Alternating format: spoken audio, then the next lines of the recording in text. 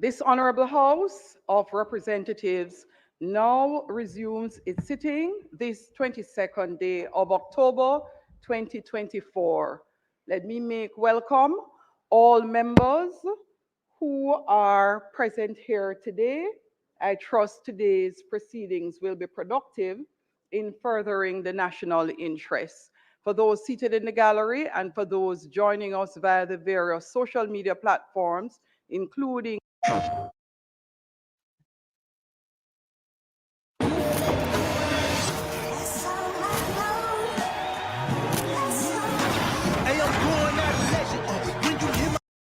Mr. Clark, Mr. Bartlett, Dr. Holness, Dr. Clark, Dr. Chang, Ms. Grange, Mrs. Williams, Mrs. Malahoo Fort, Dr. Tufton, Mr. Mackenzie, Mr. Chuck, Mr. Vaz, Mr. Charles Jr., Mr. Green, Mr. Morgan, Mr. Hutchinson, Mr. Terrelong, Dr. Dunn, Mrs. Cuthbert Flynn, Mr. Main, Mr. Davis, Mr. Witter, Mr. Brown, Dr. Brownberg, Dr. Charles, Mr. Chin, Mr. Cousins, Ms. Crawford, Ms. Daly, Ms. Davis, Mr. Golding, Mr. Graham, Dr. Guy, Ms. Hamilton, Ms. Hannah, Mr. Enriquez, Mr. Henry, Mr. Hilton, Mr. Jackson, Mr. Lawrence, Ms. Lee, Mr. Miller, Mr. Montague, Ms. Morrison, Mrs. Nita Garvey, Mr. Paulwell, Mr. Phillips, Dr. Phillips, Mr. Robertson, Mr. Robinson, Mr. Carl Samuda, Mr. Matthew Samuda, Mr. Shaw,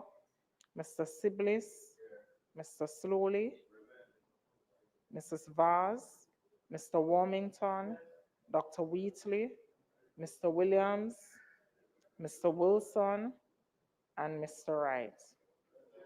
Thank you, Madam Speaker.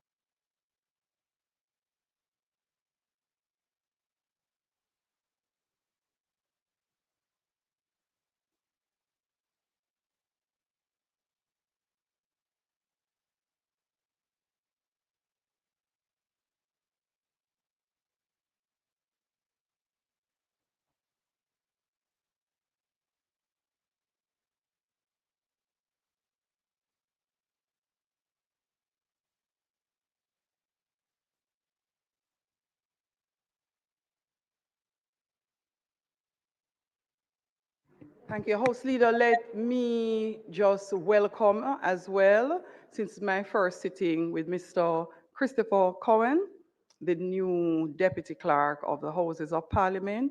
Welcome to the team. I hope your time with us will be long and fruitful. House Leader. Thank you, Madam Speaker. Madam Speaker, the statement by Minister today will be from the Minister of Agriculture, Mining and Fisheries, and other related matters.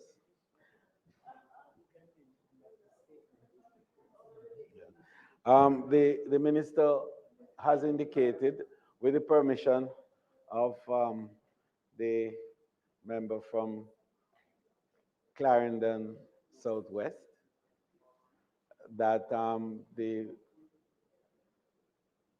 text of the statement, which is normally distributed, will be slightly delayed, and with your permission, you would want to start to make the statement, and then the document will follow thereafter. So,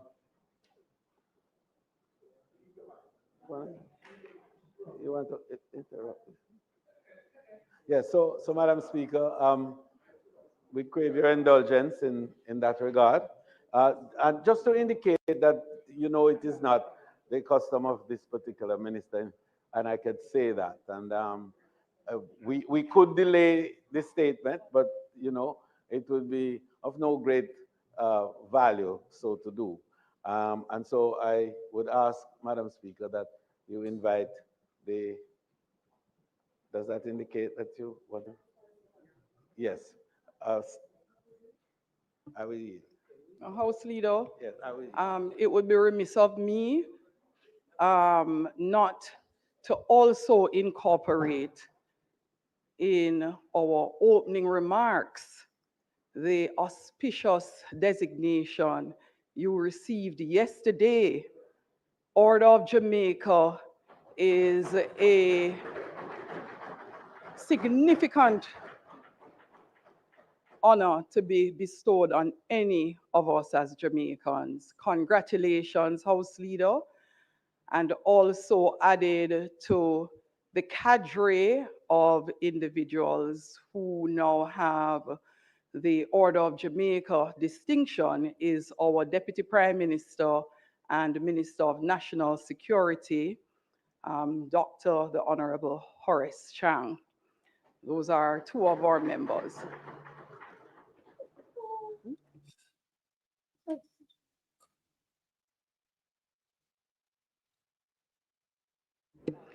It was also a pleasure for myself and those members of the House present yesterday to witness the awards being presented to our most senior member of the Hansard Department.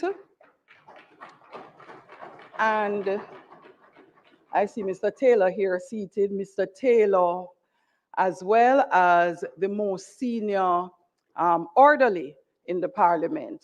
Congratulations to you both.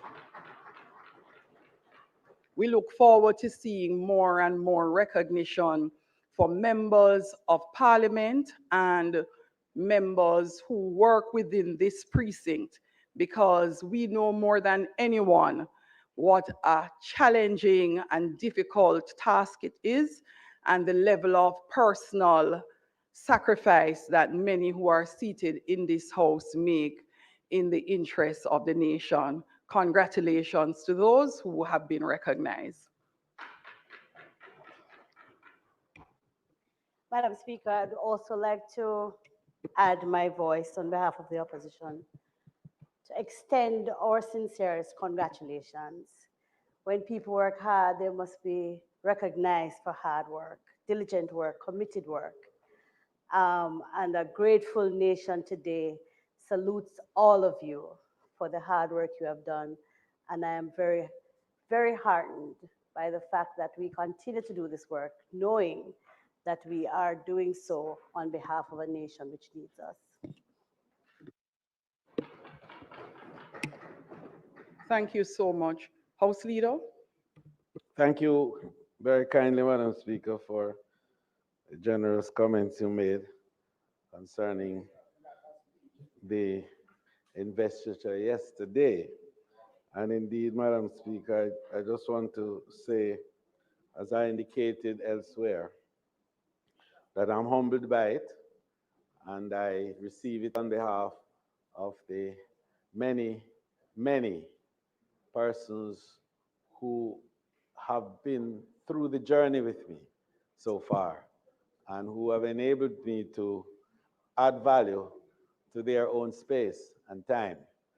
And if indeed the nation recognized that there was some value to that which was added, and the reward is a recognition in this way, I very deeply, humbly accept, and I accept truly on behalf of all.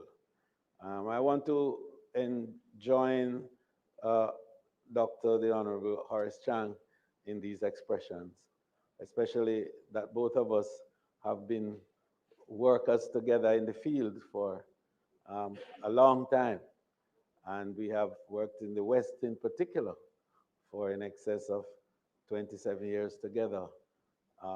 He certainly ahead of me before I got into the West, but I got in there 27 years ago, and since then we've worked together, and I've had great results, if I'm allowed to say so, for the country overall and for the people of St. James. Um, Madam Speaker, the opposition was equally kind in terms of their remarks, and I want to associate myself with the comments that the acting leader of opposition business indicated. And I receive it also on behalf of Dr. Chan and myself. Madam Speaker, as I indicated, there will be one statement today, and the statement will be by the Minister of Agriculture, Fisheries and Mining, the member for St. Elizabeth Southwestern. I now invite you to ask him to make the statement. Member from St. Elizabeth Southwest, our Minister of Agriculture, Fisheries and Mining. Let's make him welcome.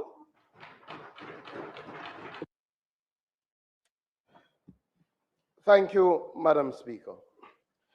Madam Speaker, honorable members of this parliament, one of the major deterrents for entry into agriculture has for decades been predial larceny, or agricultural theft, as most jurisdictions now term it.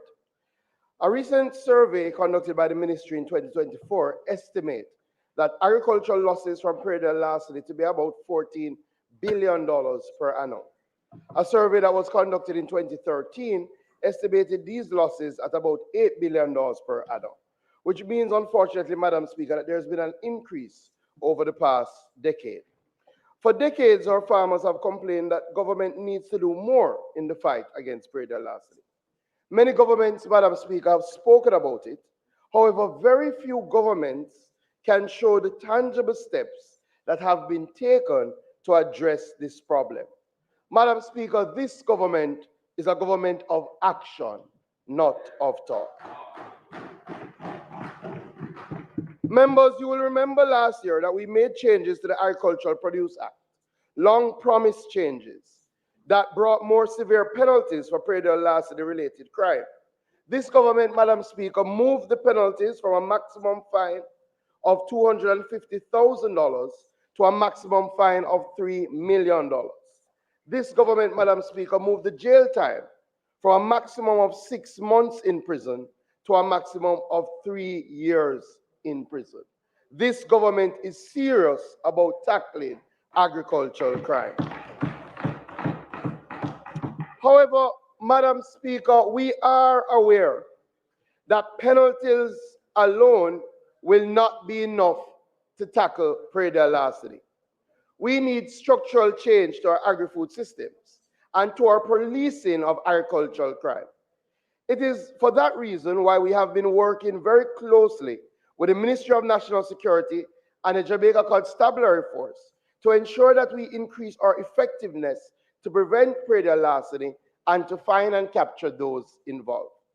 Madam Speaker, I want to commend Commissioner Kevin Blake, who has been building upon the work that was done by former Commissioner Anderson to provide greater focus on predial larceny. Additionally, Superintendent Pasco, who is based at our ministry, who has been a critical link and has provided clear leadership from the ministry to engage in this work. To this end, Madam Speaker, it is worth reminding this House that the police have put in place a predial larceny prevention unit that reports to the Deputy Commissioner of Police in charge of strategic operations, namely ACP Warren Clark. Under this government, Madam Speaker, 7 predial larceny prevention units have been established across 19 geographic police divisions. And together with the ministry, we continue the efforts to reduce agricultural produce crimes. Madam Speaker, this is a precursor to where we are going in the near future. The plan with the JCF is to build out an agricultural protection division as a part of the JCF structure. And I want to commend Sergeant Steve Paul and Constable Pellington, who are already doing work in that regard and who have been working with various police divisions which have high incidence of agricultural crime. Madam Speaker, we're starting to see some results. As of September 30, we have made 79 arrests around Prairie last city. And that compares to the 78 arrests that were made for the entire 2023. I think the police deserves a big round of applause for that, members. Already for this year, up to September 30, we have 137 cases before the courts. In the entire year last year, we did 138 cases. So we're already trending ahead. Last year, we had 15 convictions in the entire 2023. Already we have 6 convictions thus far. Last year, we did 107 farm watch programs. And this is important because what we're doing are organizing our farmers into groups so that they can provide critical watch for their farms. This year, we've already done 149, surpassing the 107 done in the entire year last year. The police have conducted 3,481 operations up to September 30. We have had 2,279 sensitization sessions, which already eclipses the 1,763 sessions that were done in 2023. Madam Speaker, the Prairie last city focus patrols continue in 2024, with the number of focus patrols to date being 11,488 when compared to 12,000 for the entire year last year. Madam Speaker, in addition to crops and livestock, our Prairie Loss Prevention Program also places significant focus on the fisheries sector. And to date, 5,719 fishing beach operations have been conducted, which is again more than was done last year, where we conducted 4,863. So, Madam Speaker and members, you can see in almost every area we have been doing more in the fight against Prairie loss city. Additionally, at the Ministry, Madam Speaker, we've doubled the size of the Prairie loss city unit, and we provided a new Toyota Hilux motor vehicle to ensure that we increase mobility for the team. This is not talk, members. This is action. Action to fight for our farmers across the length and breadth of Jamaica. There is, however, another element that is needed. That is more boots on the ground. You will recall in my sectoral debate in May of this year that I advised that by December 2024, we would start the process for our first cohort of 100 agricultural wardens under a 3-year agricultural wardens program. In keeping with the objectives of the Prairie Loss Prevention Act, the Agricultural Wardens Program is to put more boots on the ground to strengthen the fight against prey larceny and to bring about positive change in the sector. This crucial initiative is an essential part of our government's ongoing commitment and efforts to reduce the scourge of prey larceny on the agricultural sector, thereby supporting growth, food security, and rural transformation. Madam Speaker, members of this House, I am pleased to advise that the Jamaica Constabulary Force has commenced the recruitment drive for the agricultural wardens.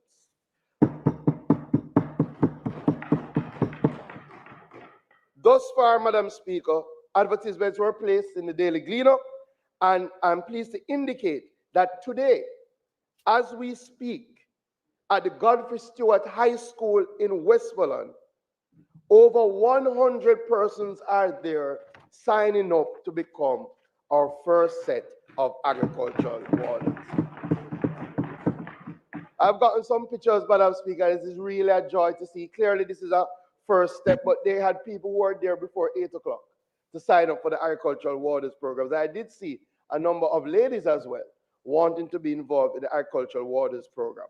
Madam Speaker, our first 100 agricultural wardens, once recruited, will participate in an extensive training program to include, among other areas, enforcement models, fundamentals of police duties and procedures, firearm training, defensive tactics and drills, community-based policing, evidence recording, court preparation, target hardening, and agricultural modules, including livestock classification, agricultural practices, the ministry's traceability systems, and legal modules, including legislation, case preparation, mock trial exercises, and also motorcycle and motor vehicle driving certification. Members, the curriculum has been completed and we expect that training will start January 2025.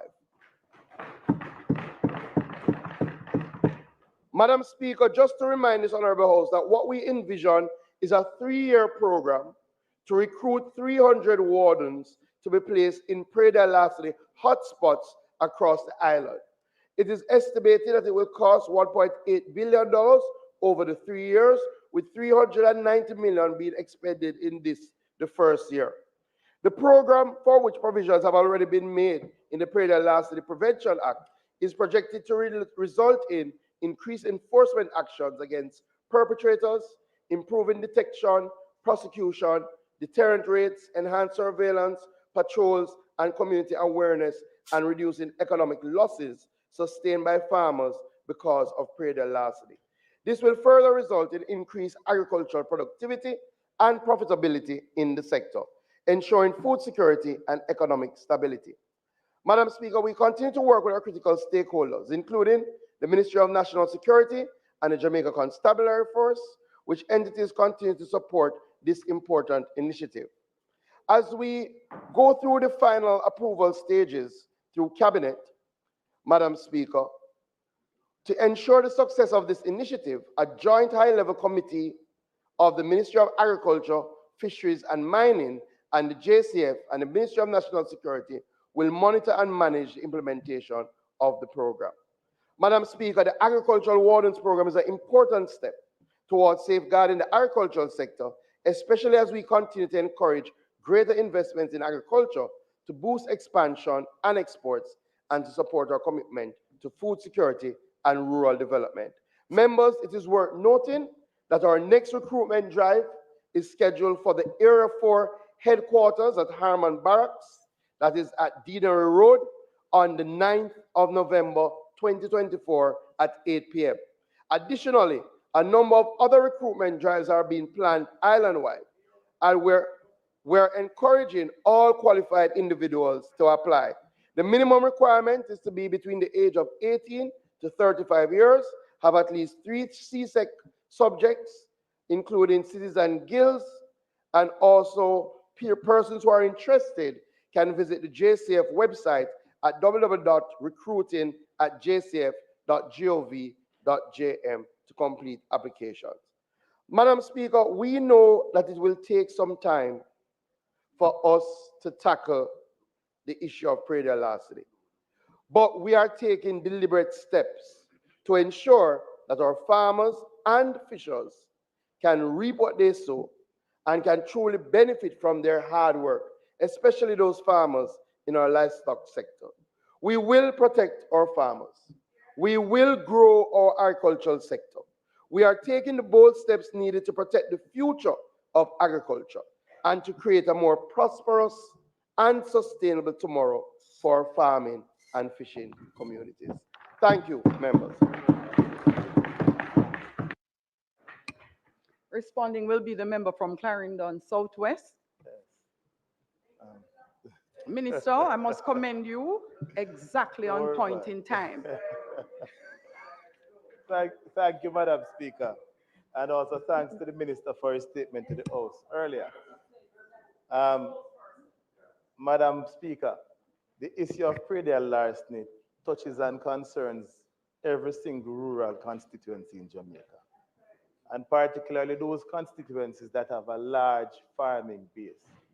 Like my constituency, like Southeast St. Anne, like Central St. Mary, we have faced firsthand the scourge of Preda-Lastly, and it poses a threat to our efforts to expand the industry. In fact, what it does, it poses a deterrent as there's investment hesitancy where the issue of agriculture is concerned. But, Minister, my question is this. I understand that the Preda-Lastly prevention. A product on proven ground has been tested, assessed, selected, and tested again in local conditions to ensure it performs where it matters most. At Proven Seed, we recognize that every acre has unique qualities.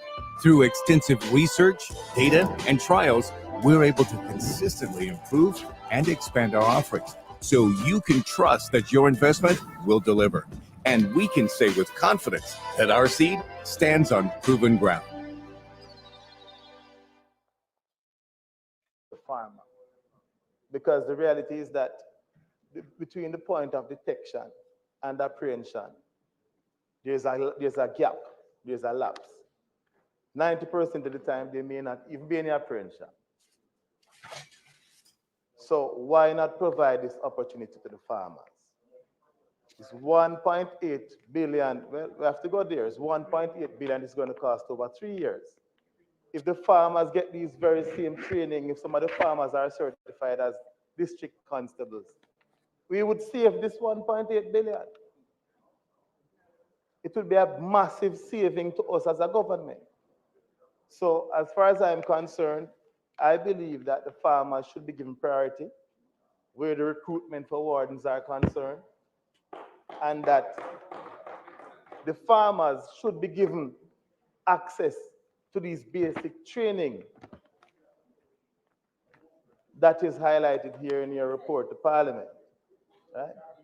So as far as I'm concerned, Minister, predatory larceny is something we all have to address. I'm happy to hear that the police now has a designated predatory larceny unit. Because 2 years ago, that was an issue that was raised here by me in terms of the fact that there was none. So I'm happy that you have made that move. It's a very good move, but we need to expand on it. One Hilux can't do nothing at all. You and I know that. You reported one Hilux, laughable. I mean, we need a fleet of Hiluxes. We need a fleet, a whole fleet of vehicles dedicated towards predatory larceny prevention. Because the word prevention is not meaningless. Right? And in order to prevent something, you have to deter. What you're focusing on here is actually apprehension and prosecution. The deterrence is what is important. And the deterrence starts with the farmers, arming and protecting the farmers, giving them the tools they need to protect themselves.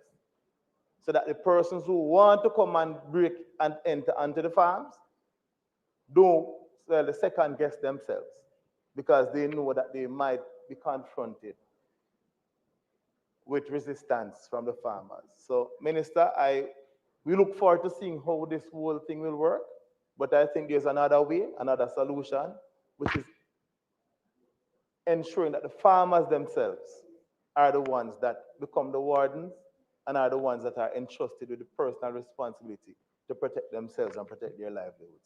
So thank you very much, Minister. There is a question from the member sitting in the seat at St. Anne Southeast. Thank you, Madam Speaker. I thought you don't know me by now, though. I think one of the most interesting experiences I've had in my years as a member of Parliament was seeing when a group, 2 people, stuff an entire cow into a pro box. No, it's a serious something.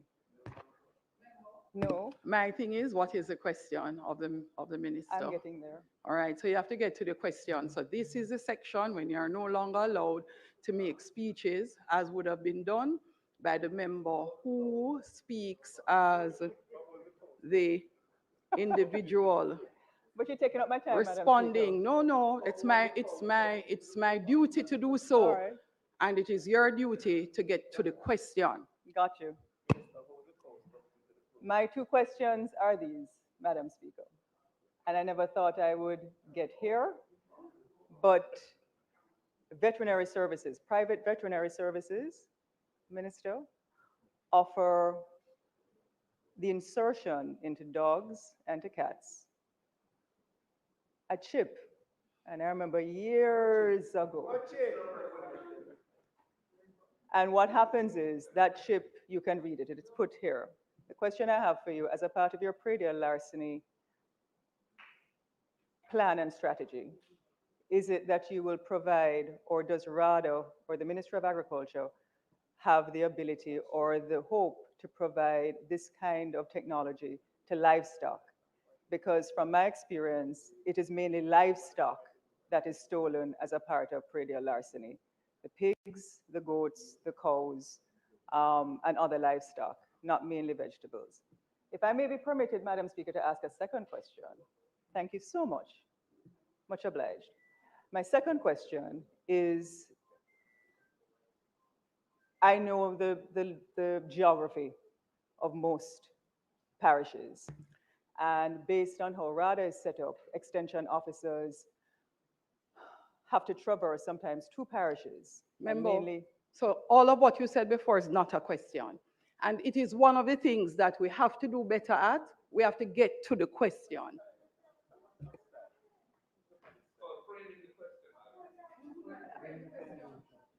and I notice you're a little impatient today, Madam Speaker, because normally you're not this impatient. So the leeway member allows too much I hear you. vacillating. I'm not And vacillating, therefore, madam. I am asking members to think about their question and get straight to the question. Going forward, it is really one of the hallmarks of responsible behavior that we would love to have in the House. So member, think about the question and then get straight to the question, member. Huh? I'll try and be as responsible as possible.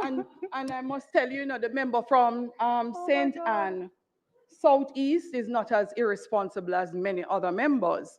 So it is rough that the example is being marked down now. But once persons continuously, which you have been doing, members, abuse the opportunity to ask questions and make statements, and it is regularly done, there is going to come a time when the speaker will have to hold you strong and directly to the rules.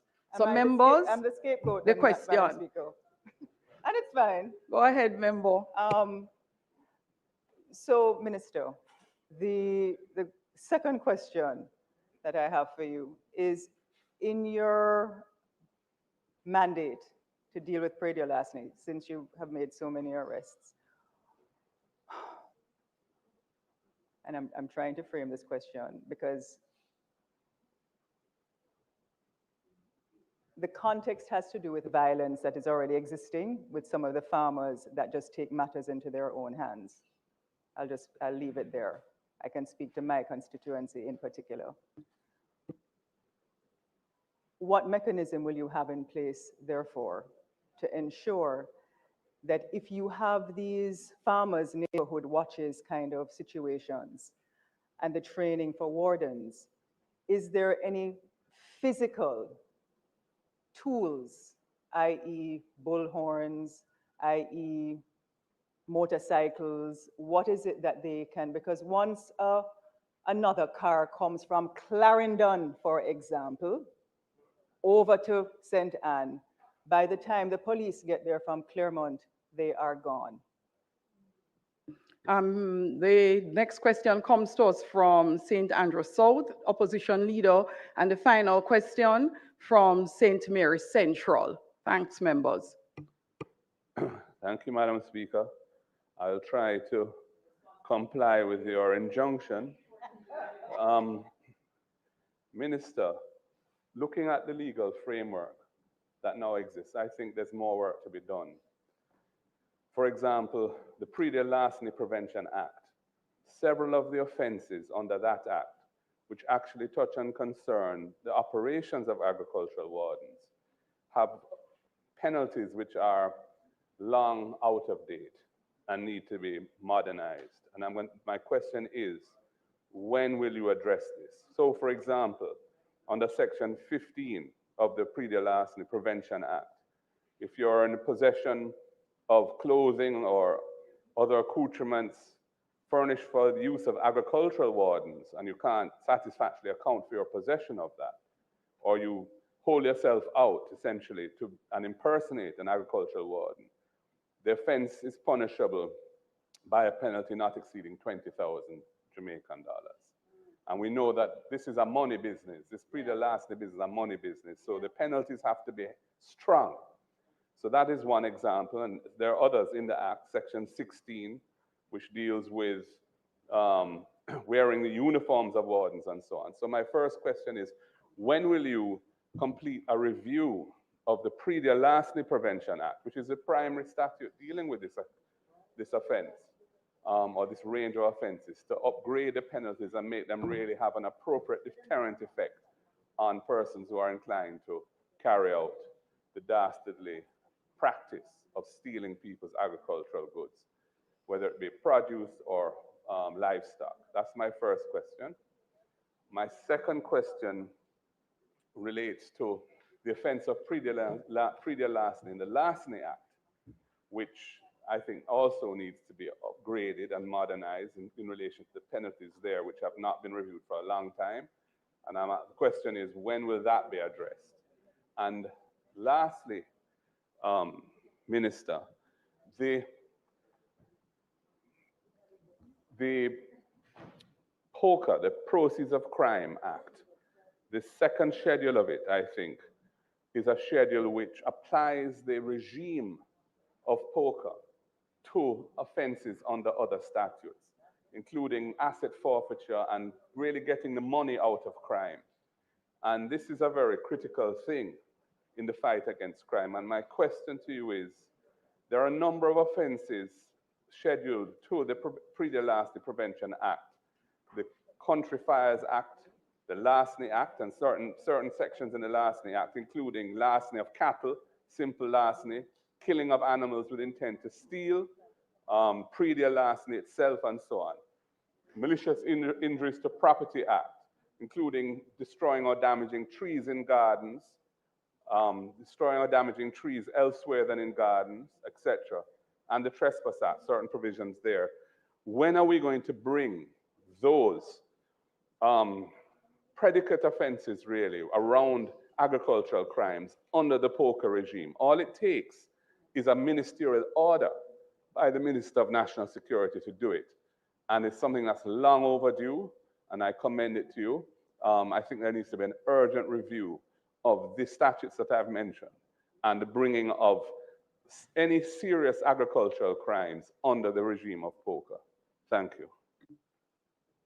Member from St. Mary Central. Thank you very much, Madam Speaker. Minister, you mentioned about the training of agricultural wardens. You did not indicate whether they'll be given the power of a district constable. The fact is, you mentioned all the various methodologies and training program and the modules that they'll be exposed to. But I see we're coming to policing, and we all know that pre-dear larceny has to thrive because people in the community are part of the enterprise when others come from outside.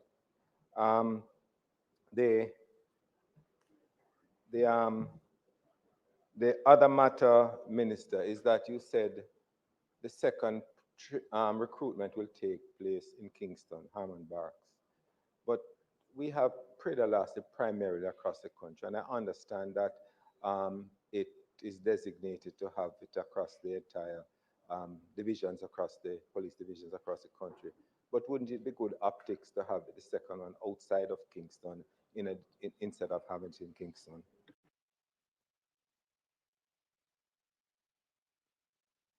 Thank you very much, members.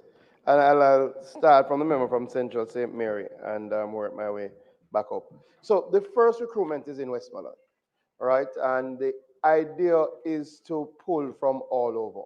So we will have, the majority of the recruitment will happen in rural Jamaica.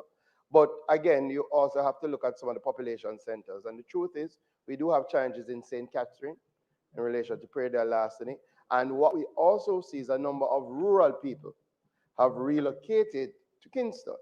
So sometimes you have to draw from that Kingston cohort where you get people from all over and redeploy them to where they're originally from. So again, we started in Westmoreland. We will be all over. The next one is in Kingston. The agricultural wardens, yes, under the act, they do have the power of a district constable. So they are, and probably I should make this clear, the agricultural wardens will be members of the police force. There will be members of the JCF. And that is one of the things that we have been able to streamline in this new dispensation of agricultural wardens. So if you realize it is not the ministry going out to recruit agricultural wardens, it's the JCF. And they will go through police training, and probably so indicated it will address some of the concerns that the member from Southwest Clarendon has, and I'll come to it. But in fact, what we're doing is forming a formation within the police force that focuses on agricultural crime, right? That is exactly what we're doing. So we would have started, and I'll come back to it to the end. So they will have police powers, member.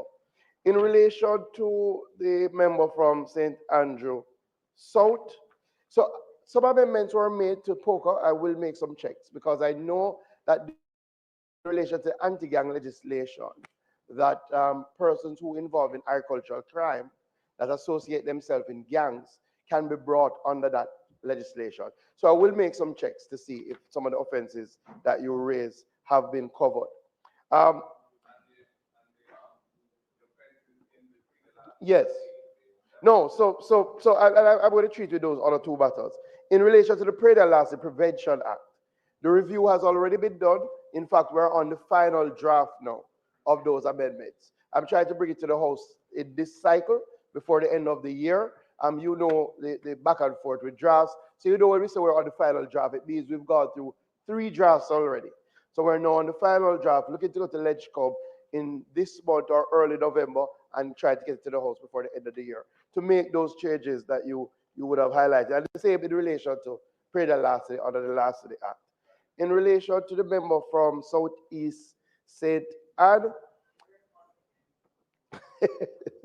no, so again, because there will be police officers, the intention is to also have them have the physical tools that they need, including mobility, right? Including mobility, including one of the things that we discussed at length, that wasn't probably originally envisioned when you thought about warders, is whether they would be armed. But in this day and age and how agricultural crime has evolved, that's why we went in the direction of having them as full members of the police force. So they will have the physical tools. Now, we are putting in place traceability systems. So we have started with a national animal identification database. We've started with cattle.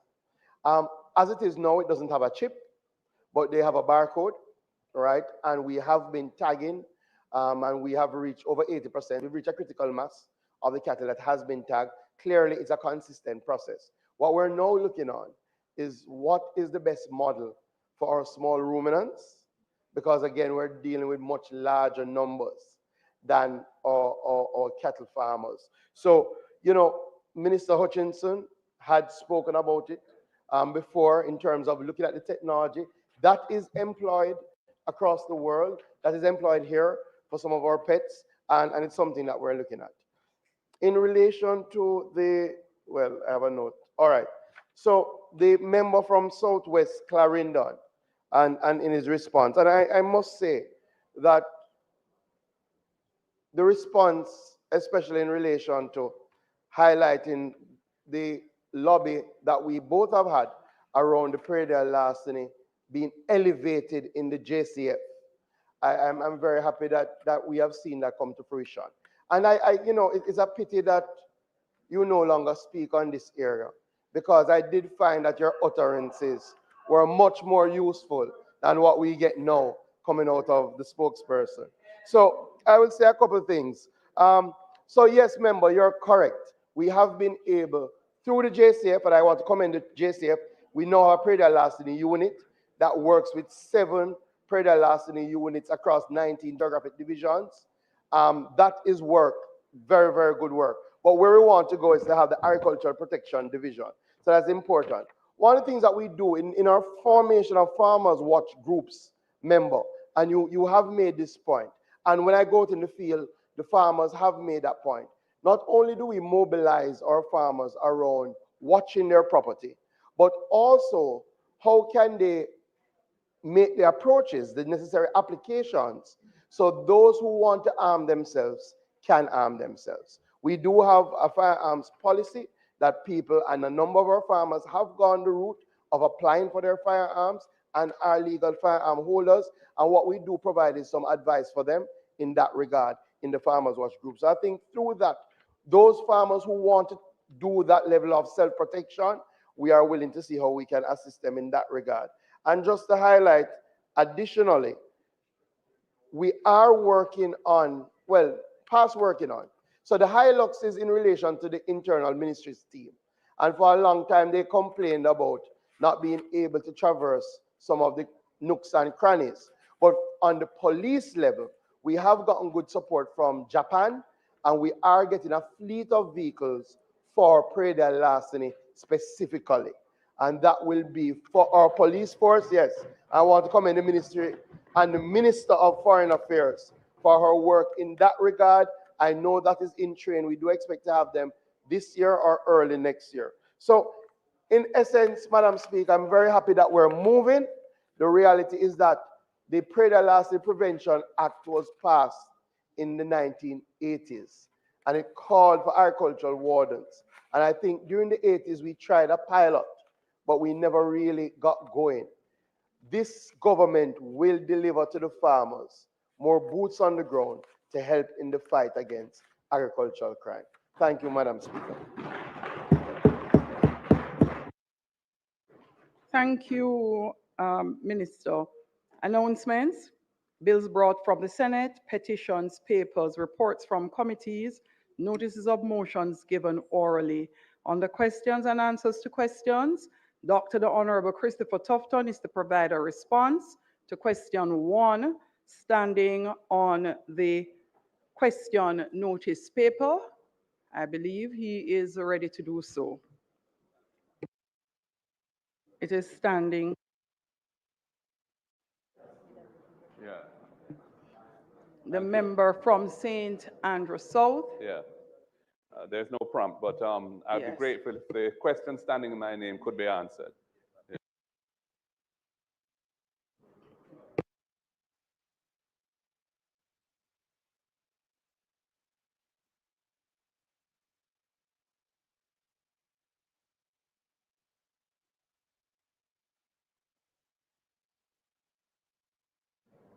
Thank you very much, Madam Speaker.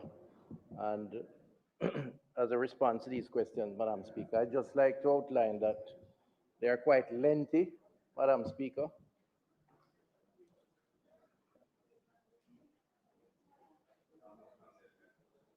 Madam Speaker, I just like to outline that the questioner, my colleague on that side, asked a number of questions, so it's quite lengthy, the responses.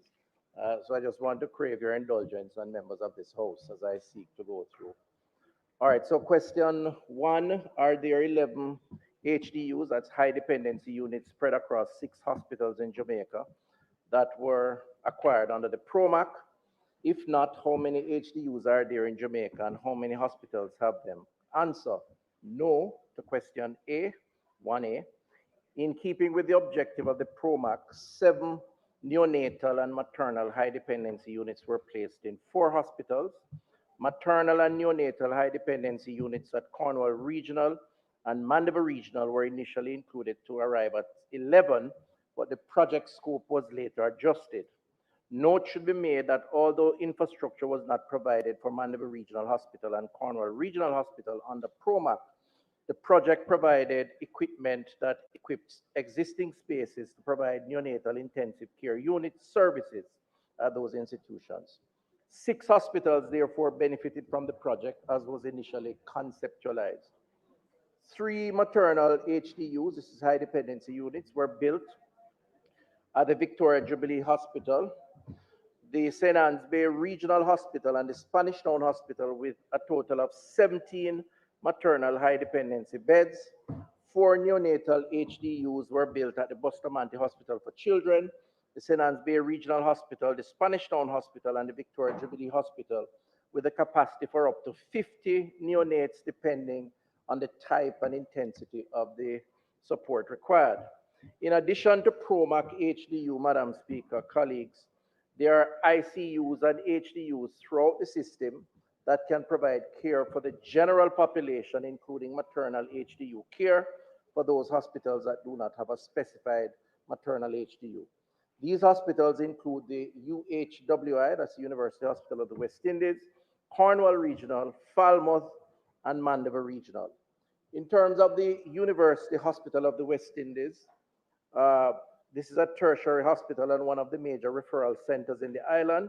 It has intensive care and high dependency care capacity. This hospital has 2 ICUs, ICU A with 10 beds and ICU B with 8 beds. There is also a high dependency unit that has 3 beds. UHWI also has a neonatal intensive care unit with 5 beds. There is no specific maternal high dependency unit and patients are admitted to the general ICU. 2, Southern Regional Health Authority. There are 4 hospitals in Sierra with capacity for high dependency or intensive care. These are Kingston Public Hospital, Victoria Jubilee Hospital, Bustamante Hospital for Children, and Spanish Town Hospital. The KPH has 7 ICU beds and 4 high dependency beds. Victoria Jubilee, with the expansion from PROMAC, can accommodate 16 beds in the neonatal intensive care unit and a maternal HDU with 7 beds. The Victoria Jubilee Hospital will start using the PROMAC maternal HDU this month. Split units have been put in place to allow the space to be used, and a contract has been signed with CAC to fix the central air system. So there are some challenges there which we're trying to work through, Madam Speaker, colleague. The Spanish Town Hospital Neonatal Intensive Care Unit has 6 cubicles and 2 isolation rooms that can accommodate a total of 10 cots, and the maternal HDU has 5 beds. There has also been the conversion of a ward to a 4-bed HDU, as well as an isolation area created that can accommodate 10 beds that can serve as an HDU. The Bustamante Hospital for Children has a 5-bed ICU and a 10-bed cardiac ICU. The PROMAC neonatal intensive care is functional and is presently housing the special care nursery. Critical cases are managed in the neonatal ICU, but patients requiring mechanical ventilation are managed in the general ICU. With the expansion of plans for Spanish Town Hospital under the health system strengthening, Madam Speaker, there will be an additional 6 ICU and 6 HDU beds that will be established at that location. Capacity is also being developed at the National Chest Hospital for 5 HDU spaces. 2 are presently functioning. In terms of the Western Regional Health Authority, there are 2 hospitals in the Western regions with capacity for high dependency or intensive care. These are the Cornwall Regional Hospital and the Falmouth Hospital. The facility at Falmouth Hospital is an extension of the Cornwall Regional Hospital in response to the relocation of services from Cornwall Regional due to air quality issues. Presently, Madam Speaker, at Cornwall Regional, there are 4 HDU beds and 6 potential neonatal intensive care spaces. That is, spaces that can be created if needed. The ICU at Falmouth Hospital has 2 functional spaces. The return to the Cornwall Regional Building will see re-establishment of 8 ICU beds, 40 HDU, including maternal HDUs, in HDU beds. And the Western Child and Adolescent Hospital will have 15 ICU spaces with at least 4 neonatal intensive care spaces. So that is to come, hopefully, over the next year, Madam Speaker, additional capacity.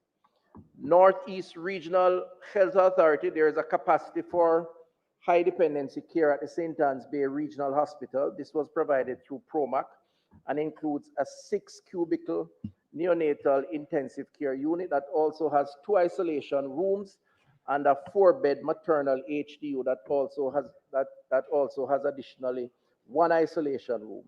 The cubicles in the neonatal intensive care can hold 2 to 6 cots depending on the level and care being offered. The maternal HDU at this time can also be used for general HDU admissions. The Health System Strengthening Project, again funded by the Government of Jamaica, IDB, will build a 6-bed ICU and 6-bed HDU to provide a full complement of HDU and ICU capacity.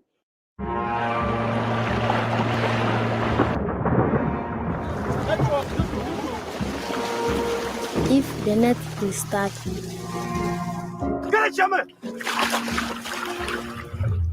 I have to dive into a deep place.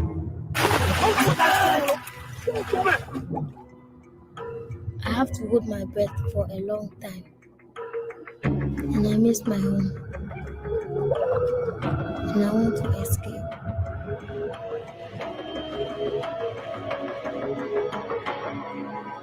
But I have nowhere to go.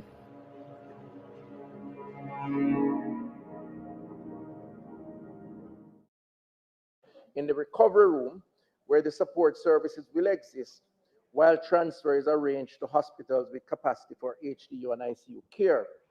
This capacity is not only dependent on a space or a ventilator, but also skilled staff and supporting diagnostic and treatment services. In terms of ventilators, Madam Speaker, the number of functioning ventilators vary from time to time dependent on if ventilators are out for servicing or repairs. I think we have spoken to this recently with the discussions around ventilators.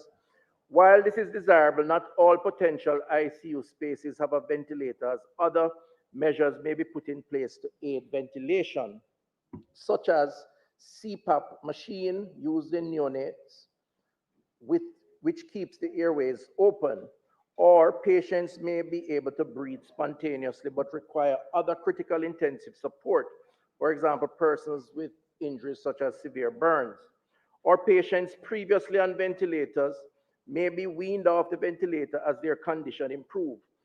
There is always a need, of course, based on the question asked, for more ventilators, but it is true to say we have more ventilators in the system now than we have ever had before, largely influenced by the COVID pandemic, Madam Speaker. And that ranges at any one time from 80 to 120. How many of these PROMAC are functional as of June 1, 2024? That's a question.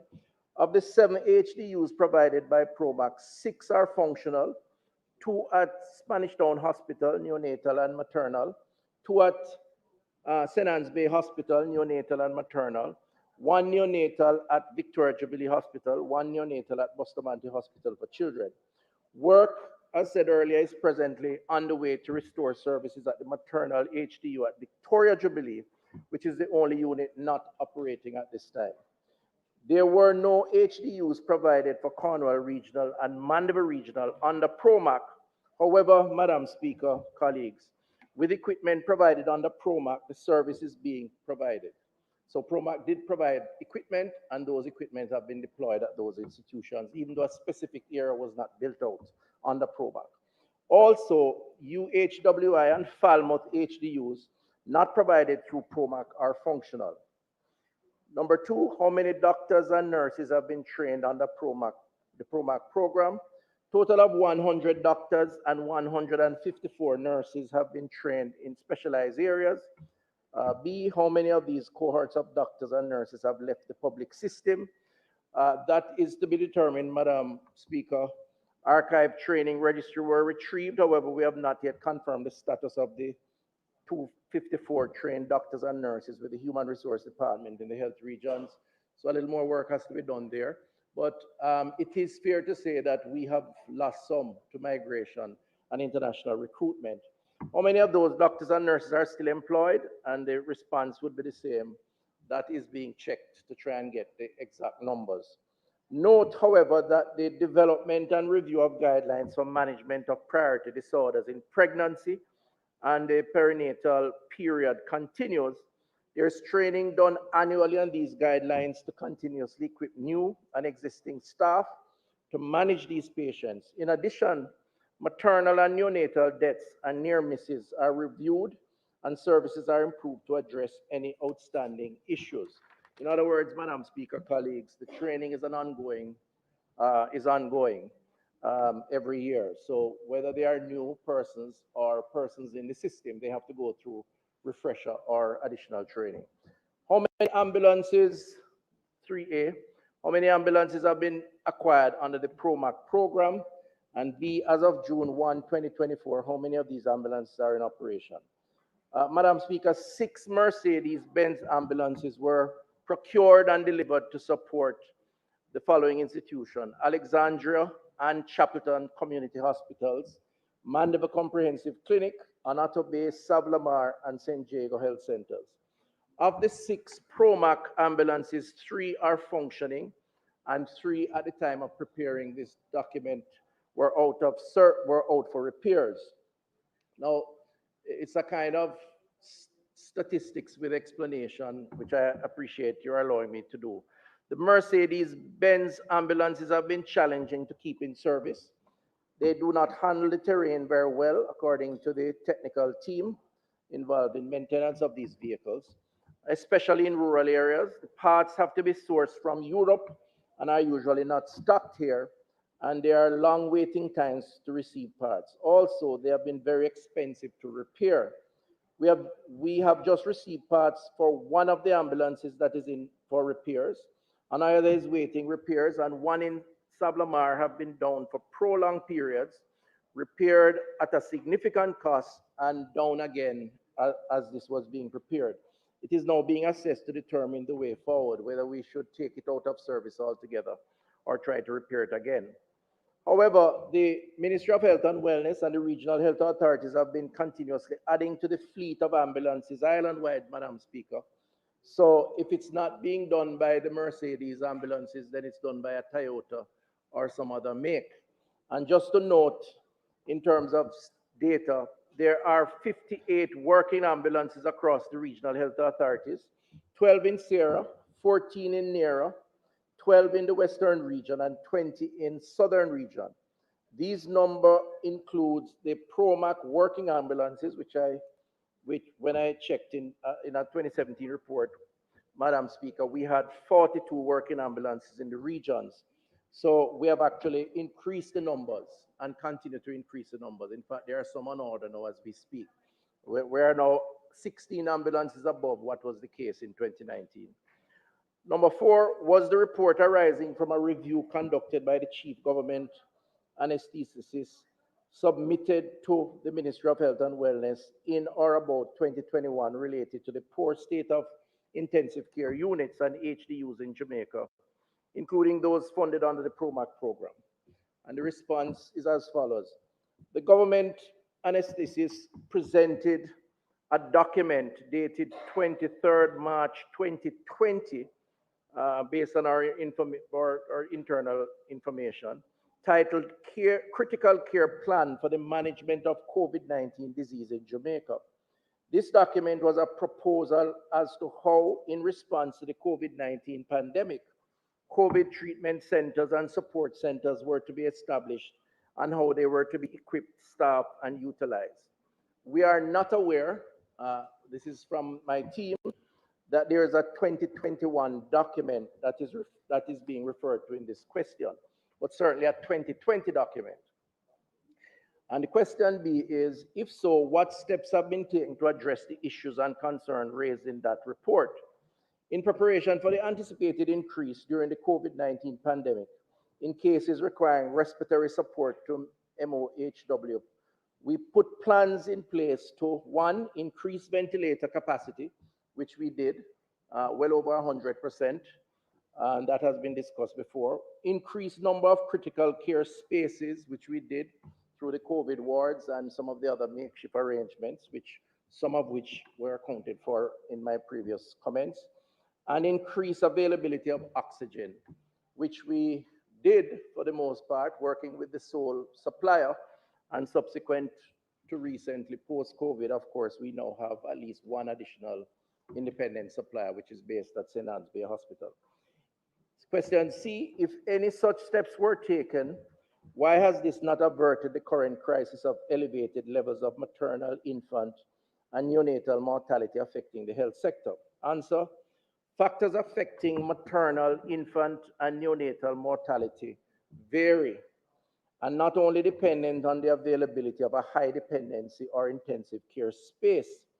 Maternal deaths are a Class 1 notifiable event and are reported to the National Surveillance Unit. Each case is investigated to determine any factors that may have contributed, Madam Speaker, to a poor outcome so that the issues can be addressed.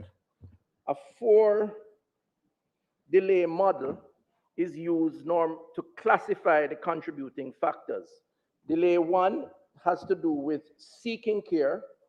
Delay 2, reaching care. Delay 3, receiving care. And delay 4, receiving appropriate care after reaching the health facility. From our analysis, delay 1 and 4 are most frequent. The Ministry of Health is taking steps to address these issues, Madam Speaker, in the following way. And so, in other words, how the data is classified based on the investigations after the fact, case by case, is to determine where the central challenge lay in terms of the risk to the mother or the child. And those 4 categories are classified, and then steps are taken depending on where they fall to correct the situation. And we have found that delay 1 and 4 are most frequent. So initiatives in response to delay 1, revision of the patient-held maternal record book with guidance to mothers when to consult their healthcare provider urgently. Health education sessions are conducted at all public antenatal clinics where pregnant women receive care across the nation. Procurement of consultancy services is underway for the development of and implementation of a 15-month national antenatal care and well-being communication campaign to raise public awareness on the warning signs in pregnancy and the need to seek care early. An introduction of the Snuggle Nest initiative in 2023 to provide incentives to pregnant mothers to seek antenatal care early and frequently. So delay 1 is basically persons showing up late. And by then, and believe me, it is a challenge. I toured Victoria Jubilee about a year ago. I've been there since, but just to look at a few of the concerns there and found a number of patients, according to doctors, who turned up either through acts of self-inflicted forced abortions or certainly attempts at it, and then having hemorrhaging and so on, and where their lives were at risk, and the doctors having to take corrective action, which could lead to some of that mortality data for the child at least. And in some instances, particularly experienced mothers, those who have had children before, turning up for the first time at the hospital to have the baby when the baby was literally coming out. So you don't know if the baby is upside down, you don't know if the umbilical cord is around the neck, as sometimes will happen, and it's high risk. And so part of the challenge as it relates to delay 1 is to try and educate, inform, persuade, motivate expectant mothers to attend clinic every month for the period leading up to pregnancy to delivery. And then, of course, understanding their particular issues, whether they are hypertensive, they're diabetic, if the baby is coming out, is being developed normally, so that it reduces the risk. So that's what delay 1 tries to address. Initiatives in response to delay 4, implementation of updated delivery books that capture near-miss cases data for analysis of serious pregnancies related to outcome. That's one of the initiatives. Development of clinical management guidelines to high-priority pregnancy-related conditions such as postpartum hemorrhage, cardiac disease, sepsis, obesity, sickle cell disease, hypertension in pregnancy, and things of this kind. Training in clinical management of emergency obstetrics conditions, including simulation exercise for postpartum hemorrhage, which is one of the frequent causes of maternal deaths.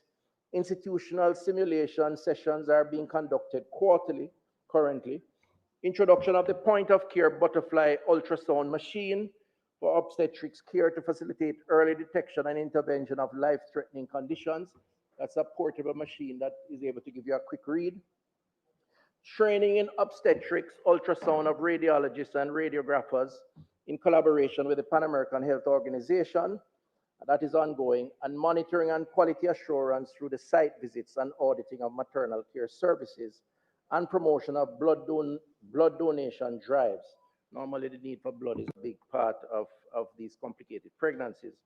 Understanding these factors, Madam Speaker, the ministry is implementing further interventions as outlined in the MOH National Strategic Plan for Maternal and parental health to achieve a more sustained reduction. So a lot is being done in recognition that there is a problem, and we don't deny that there is an issue, as others have, and so corrective action is being taken.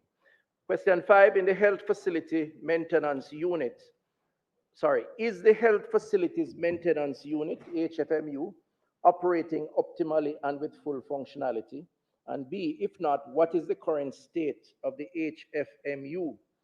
Currently, Madam Speaker, the health facilities maintenance unit is being transitioned from an operationally focused unit to a division mandated to formulate policies, strategies, and guidelines on health infrastructure development and management. Indeed, a gap analysis was done on the unit in 2023, which identified that there were deficiencies of a policy framework and oversight where infrastructure management and quality standards are concerned for the health sector. And I don't think we need to look much further than Cornwall, which literally collapsed after 50 years, 52 years, because of poor maintenance. And the same could be said for so many other of our health institutions. We've really had a chronic lack of maintenance, and these buildings come to a grinding halt, or units or departments of these buildings. And so we have had to correct that, which is what we're working on. In addition, with the growing demands of our healthcare system, coupled with the advancement in medical technologies, the ministry recognized the need for strategic infrastructure planning, optimizing infrastructure to ensure the highest level of service support at all aspects of the health system. Therefore, with approval from the Ministry of Finance and Planning, the ministry is transitioning the HFMU to a new dispensation, Madam Speaker, which is the Health Infrastructure Planning and Project Management Division. That's a new unit, and that unit will plan to maintain and to get the useful life of each piece of infrastructure that we put in place. We have already signed some service level agreements with the regional health authorities where they are required by policy to not just do fixing when the system is broken, but to do routine maintenance, which is what will reduce the sudden breakdown and, of course, the challenges of not being able to serve the public. In this new dispensation, the division will be responsible for providing high-level guidance on the development and management of health infrastructure, the development, implementation, and maintenance of central standards and quality framework that undergirds biomedical engineering, and health infrastructure planning, policy programs, and the delivery of projects. In addition, this new division will lead on the monitoring and evaluation of standards and procedures for biomedical equipment and of the health infrastructure maintenance. Within that framework, work has already commenced, Madam Speaker, colleagues. In 2023, the ministry implemented a new medical equipment management policy that addresses equipment maintenance issues affecting health service delivery. Additionally, several other standards to govern health infrastructure and facilities maintenance were developed and are currently in draft. These include health infrastructure building guidelines, built environment and electrical maintenance management manual, and the smart health facility policy, some of which is being implemented as we speak. So it's a real comprehensive approach, a change in the approach. And let's face it, this government is spending more money today to build out health infrastructure than any other government in recent memory. I don't think that's debatable. I mean, it's dollars and cents. We just launched a health center in members in Old Harbor, right? $930 million. That's under the IDB, World Bank, IDB, GOJ, and EU program. That is going to mean a comprehensive health center, more space, pharmacy, telemedicine, digitization, and Madam Speaker, we really should not be building out all of this and not have a maintenance arrangement. We must get value for money. It's the taxpayers' resources. So I'm sure the members on both sides will agree with me on this. So this is why we have had to use this approach. Further, in 2023-2026 service level agreements, which I mentioned earlier, that the ministry has with the region incorporates preventative maintenance as a critical standard for health facilities. We must maintain, we must not just fix when something is broken. Routine maintenance is going to be the new culture, and that's what we're aiming for. These actions are all geared towards strengthening the governance framework, ensuring standards for the regions in the maintenance of their facilities and equipment for improved maintenance and on time and uptime of medical equipment. I have 3 more pages, Madam Speaker. I did say it was a lengthy response, but questions are many. C, has the HFMU been able to maintain the machinery and equipment so as to ensure the continuous and efficient delivery of healthcare in public hospitals in Jamaica? Madam Speaker, an objective response would be that there are a number of areas of deficiencies. But at the same time, I think we are improving with the new policies that are being advocated. And I don't want to give a false impression, but the truth is now more than ever, we are sensitive to this and are taking steps to correct. With decentralization of health services, the 4 regional authorities, which are public bodies, were created with the responsibility for health service delivery across the 14 parishes. Indeed, within the RHA's functional organizational structure, there is a structure in place for maintaining machinery and equipment.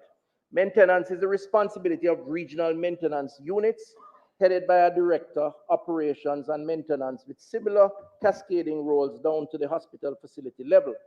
As such, while the HFMU provides a technical support for assessment of maintenance requirements for medical equipment, development of equipment specifications and maintenance schedules to include both preventative and predictive maintenance and some amount of standard setting, the administration of maintenance services across public health facilities, including hospital, relies at the regional level. The HFMU is in its current dispensation, carries out its function as best as possible with the resources that it currently has, ensuring that equipment and infrastructure meet safety and operational requirements and adheres to national and international standards for the healthcare facilities maintenance, and that the equipment is maintainable. As it relates to the PROMAC project, all machinery equipment were procured with maintenance contracts, which the HFMU commenced monitoring, therefore transferring this responsibility to the regions. We should note too that in another month or 2, we will announce the results of a tender process that for the first time we'll see as a general policy, the health services leasing equipment with a maintenance schedule and with a life cycle approach where the equipment will be depreciated over its useful life and then replaced. So we will no longer own the equipment, we will lease it, and those we are leasing it from will have to maintain it because we have had too much downtime because we don't have the internal technical capacity to manage. As of June 1, 2024, how many ICU and HDU beds were operational island-wide, not counting makeshift recovery room spaces? I could interpret this as almost a trick question, Madam Speaker, but I'll give the benefit of the doubt to the questioner around makeshift recovery rooms. Anything that saves lives, saves lives. And I did say in my previous responses that we do convert depending on the need and the peak demand at any point in time. So I wouldn't discount the value of so-called makeshift recovery rooms. As long as you recover, then it's a good thing. But nevertheless. Wonder, the official bread of Triangle Sandwiches. It's a gift swap. You gotta swap your gifts. But this pillow is so me. I see that. Increase care and support to patients who have failure or impending failure of one organ system. There are, Madam Speaker, some 87 functional critical care spaces, ICU and HDU beds. Of these, 53 are neonatal critical spaces, 34 are critical care adult spaces. Other critical care spaces are available in hospitals and can be used when equipment and staff are available. Some spaces will not function if equipment are out for repairs or maintenance, and this happens periodically. The shortage of critical care trained nurses, very important, Madam Speaker, affects the ability to maximize the use of these spaces. And, remember, it's a good question to ask. And the response, one has to take into consideration the context and the fact that a HDU or ICU unit doesn't operate in and of itself. The most important variable there would be the people who are manning it. And we do have a shortage of staff, which is why we have to take some more extreme decisions around how we train, how we recruit, and retain. 87 functional spaces, Madam Speaker, refers to spaces with ventilators. We can accommodate between 110 to 140 for ICU and HDU care. Very important distinction. I suspect it is between the 87 and 140 that the member is classifying as makeshift, but it serves a purpose. And indeed, anywhere in the world you go, you can adjust as the need arises, depending on the particular demand at that time. A limiting factor is the shortage of critical care nurses. In 2019, just to be clear, Madam Speaker, a review had shown that there were 24 functioning ICU and HDU spaces across the region. So if you want to compare now with back then, we're moving from 24 to at least 87, possibly 140. That is probably a 400% to 500% increase, which is a good thing, in that shows that we're making progress in terms of the provisions. Now, the question is this enough? And the member asked that, what number of operation ICU and HDU bed does the minister consider to be necessary and acceptable for the population of Jamaica? 5 per 100,000 population, which would equate to 150, is the recommendation of the government anesthetist. Now, this recommendation is based on composite recommendations from critical care experts, which acknowledgement that this is within the constraints of resources limited environment. Now, so if you take the 150 that is being recommended as an ideal, and you say we can go up to 140, then we have to accept that there's a gap of 10 if you add the makeshift. No, well, I give greater value to the makeshift than you do. Your words, not mine. I say once it can save a life, it's worth it. And again, it is not unusual. But I will say, in keeping with the vision and the work of this government, that with the expansion of infrastructure that is underway, Jamaica will be able to meet this requirement of over 200 ICU and HDU spaces. So as we build out Spanish Town Hospital, Western Child and Adolescent, Cornwall Regional Rehabilitation, Maypen Hospital, St. Anne's Bay, remember, we will in fact exceed what is considered the benchmark. And so we're moving in the right direction. And we're coming from a very far distance from where we were at 24. And I think the government should be commended and recognized for this. And I believe that, I am sure you will accept that as a positive member.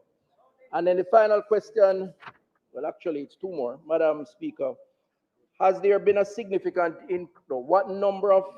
has there been a significant increase in the MMR in the region for which the SARA is responsible? This is maternal mortality rate.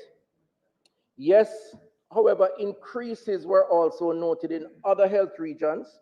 Overall, Jamaica's maternal mortality ratio has shown a general increasing trend since the year 2000, while there has not been a consistent increase in the number of deaths because of the decreasing number of births. The ratio increased. So we have actually had a decline in births, but the ratio therefore would have gone up because the absolute number of births have reduced.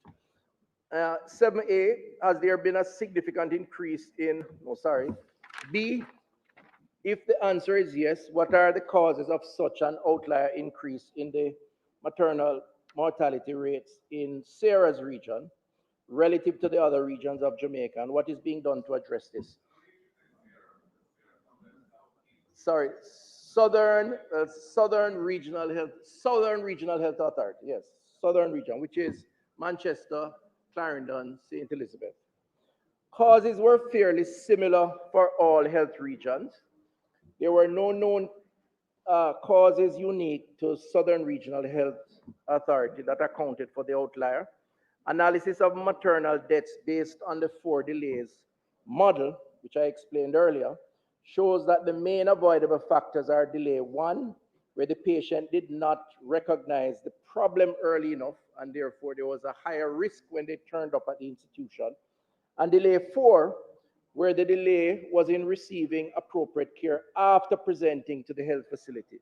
So many turned up in an emergency state, and the response would have had to be a higher risk procedure. And this unfortunately led to some of the deaths. General responses to address the issue, in keeping with your question. Regional maternal health forums were completed May to June 2024, that's this year, to meet with each health region to discuss their local situation and develop a consensus recommendation for urgent and ongoing action towards decreasing the maternal mortality rate and meeting the target for 2030.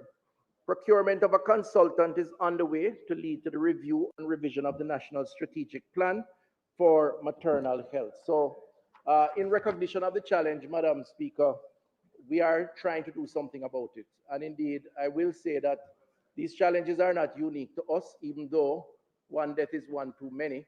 So we have to deal with it in our own way and ensure that we take corrective action. And we're attempting to do that. Thank you, Madam Speaker. Responding will be the opposition leader, the member from St. Andrews Southern. Thank you, Minister, for your extensive responses to the questions, and that is much appreciated. I have a number of follow-up questions for you.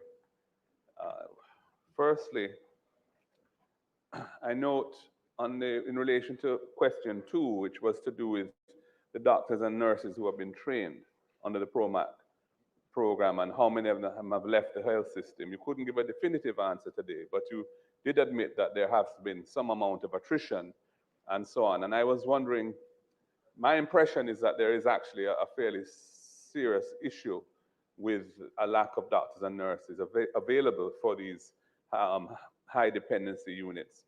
And I was wondering why the government has not sought to bring in specialists from Cuba to address this specifically, because there have been instances in the past where specialists from Cuba have been brought in to address those kind of shortages. So I was wondering why that hasn't happened in this particular area. The other question I have, or the next question I have is in relation to question 3, to do with ambulances. And you indicated that there are 58 working ambulances across the regions now. And my question to you is this: how many of these 58 ambulances are actually used to transport patients? Because we're aware that ambulances are also used to transport supplies and hospital personnel. So how many of these 58 is actually available for transporting patients who need to be transported? In relation to question 7 and your answers to that, which is to do with the increase in maternal mortality rates, especially in the Southern Regional Health Authority. My understanding is that it's actually St. Elizabeth where this problem has been concentrated. And I wondered, you had said that there didn't appear to be any particular issue in Southern versus the other regions, but I think in St. Elizabeth, there was a particular spike, which wasn't seen in Manchester or Clarendon. And I was wondering if you could find out why, what is the thinking as to why that would have occurred in St. Elizabeth, especially in 2021, where there was a noticeable spike. Also, in 2001, some 23 years ago or thereabouts, the maternal mortality rate in Jamaica was 89 persons per 100,000 live births.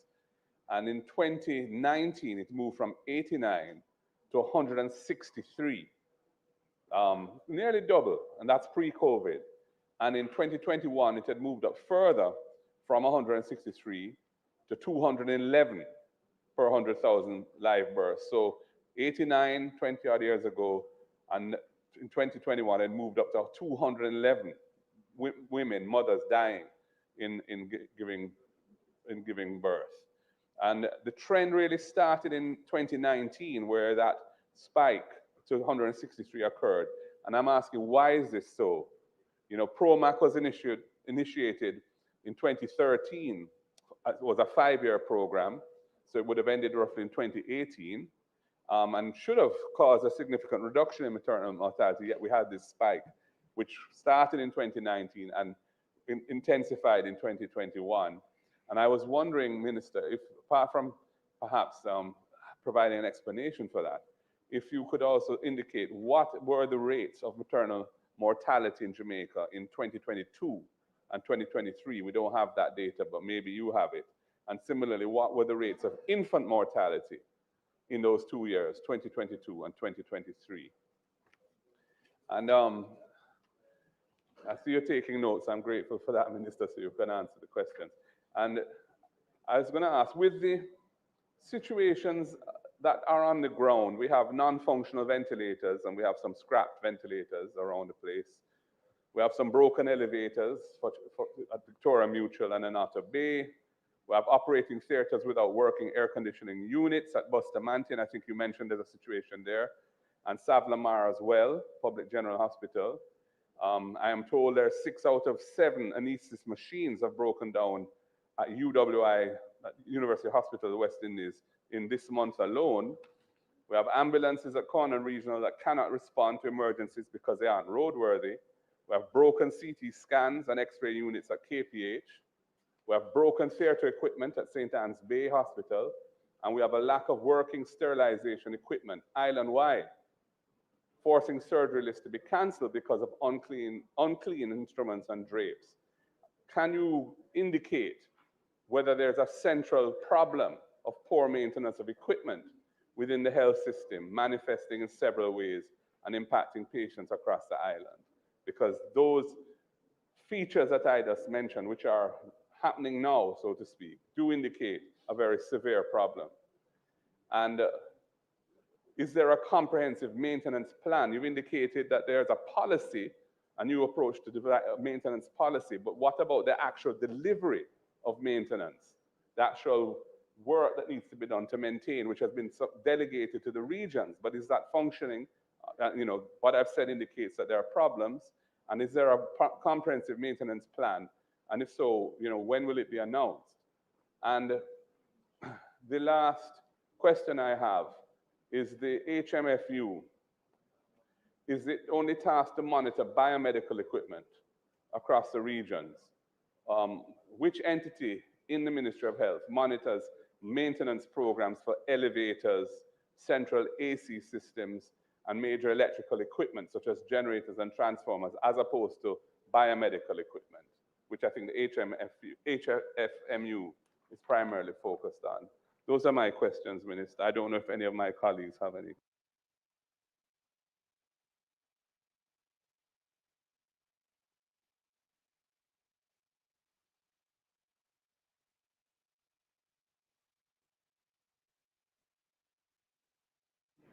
I'm just referring to the standing orders because I found that substantial questions were already asked, and I'm not necessarily hearing additional questions being asked for clarity. So I am gonna, as I said, opposition leader, I was just consulting the standing orders. Okay. So, Minister, you may now respond. I see the mic on the member from St. Mary Central. Seems to have a question as well. Thank you for the guidance, Madam Speaker. Always appreciative. And you're correct. Some of these questions will require a written response. I don't have some of the data that you've asked for, but just to quickly run through attrition and the importance of having the people. You're right. You're correct. I mean, you're only repeating what we have said. Yes. In fact, a team was in Cuba last week, actually adding to the recruitment. We have over 300 Cubans here, but we're going beyond that, and I've spoken about that. We're going to the Philippines. We're talking to Nigeria. We're looking at speaking to India. The CMO is expected to be in the Philippines next month. So we are going to have to come to terms with a reality that we face, which is that we cannot train our people fast enough for them to be recruited elsewhere. And the more specialized they are, is the more they are recruited and offered all sorts of incentives, which is why we had the Barwin Scholarship to try and bond and hold some people back, at least for a period. So we can't argue on that. We have to join hands together and make it work, especially given the new capacities that we're expanding on. And Cuba will be and is one of the critical areas, but not only. The 58 ambulances and their purpose, we have given strict instructions that they should be confined to people movement. Now, I cannot say with absolute certainty that there isn't some breach at some point, because to do that would be to be monitoring them. No, ambulances, well, staff to the extent that they are needed to support a patient that is in the ambulance, but not beyond that. In fact, I will say last week, as we opened the Adelphi Clinic, we also unveiled 4 maintenance vehicles, Toyota vans, equipped with storage and so on, as part of the new dispensation to transition from the temptation to use the ambulances to transport either equipment or people without a patient. And last week we did that for the Western region. It is a discussion that will take place for the other regions. So we are working against that, and I don't think it is very common. The mortality rate in St. Elizabeth, I'll take a look at that. I can't comment. So that will be one of the written responses. But I know that the region and the ministry would have assessed and determined where the problems were. But I will be more specific on that once we get back to the data. Similarly, so the data on 2020 and 2022 and 2023, I'll provide that information also. The data you gave 20 years ago as opposed to now, I think I've sufficiently or tried to respond to that. Some of that would have been the last few years. COVID would have influenced some of that. The PROMAC program was not given an opportunity to prove itself because of the intervention of COVID. And I think we have to account for that also. Remember now, and we did say, some of those facilities were converted to be used as ICUs for persons suffering from COVID in an advanced state. So I think we have to accept that during those 3 years of COVID, there's an anomaly in terms of the concentrated focus. I know for St. Anne's Bay and Spanish Town, we had more adults there than children, and that was because of the priority on saving lives and using those equipment. So I think that could be one of the explanations, but not necessarily the entire. I'll get that information. The ventilators, you are asking about.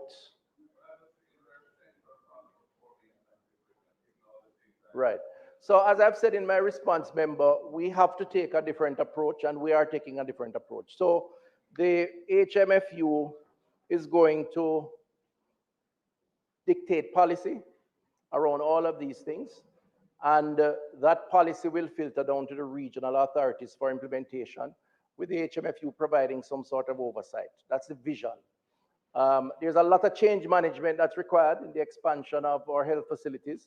We have to get people to think differently. I keep saying that modernization is not transformation. Transformation has to take place up here. People have to recognize the need for routine maintenance and so on. And that's what we're working on or working towards. It's not going to be easy, but the intention is to do that and apply to all. Your final question, I want to say has a little bit of mischief in it, and I don't want to be tempted to respond to a question based on false assumptions. You gave a whole shopping list of all sorts of problems. Until I can verify that those problems do exist, it would be wrong of me and misleading to respond. So maybe you can provide me with a written set of problems that you have identified. But that long shopping list to me sounds more that embedded in there somewhere is some mischief for me to answer what I don't know. What I will say, and it is a fact, that we have downtime all the time. Equipments are not expected to last forever, whether it's a motor car or it's a human being, if we don't engage in the same issues that we're discussing. So everyone that you have mentioned here is a possibility. It's unlikely and not a probability that it will all happen at the same time. And once it happens, we try to address it. And I think that is the best that can be expected as we work out the system to modernize it. But I'll provide the written answers for you for those questions that I can't respond to. Thank you, Madam Speaker.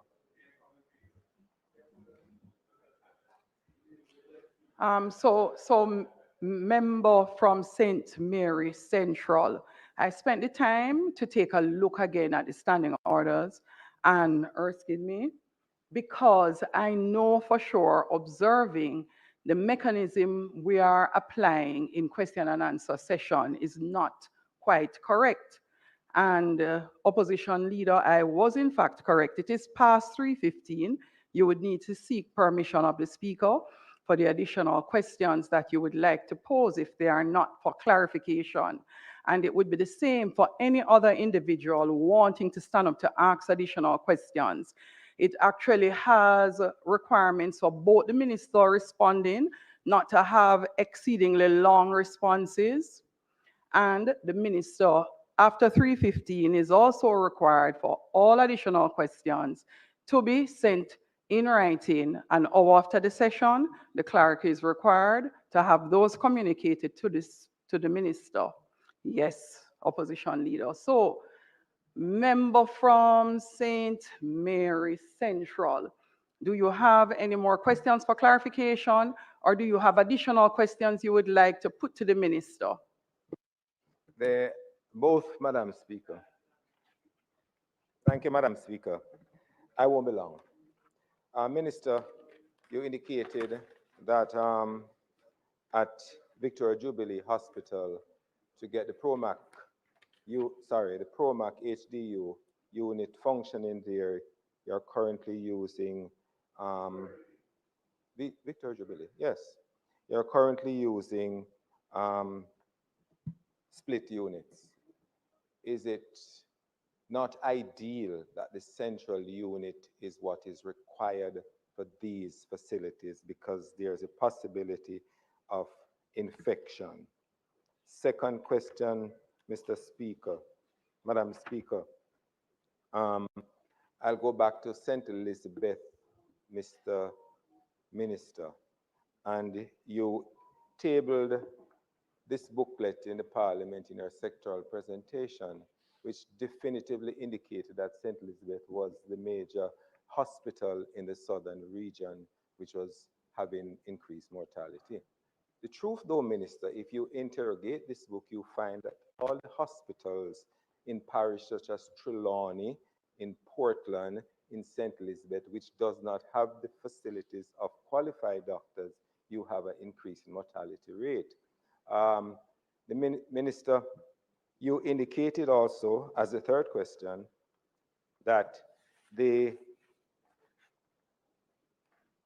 delay model that you mentioned in terms of accessing service, which leads to increased mortality, maternal mortality. In most cases, it had to do with hospital care, which is tier 4, for the 4th level. You did indicate in your presentation what some of the measures are to be utilized to cure that. However, if that is the case, as you have mentioned, why is it primarily confined to St. Elizabeth then, if these are some of the things that are missing? St. Elizabeth, why is it, why do we have this increased numbers in St. Elizabeth? And you're doing this as a general thing. Understandably, you're doing it generally, but it means that there's a deficit in St. Elizabeth why we have these numbers. And finally,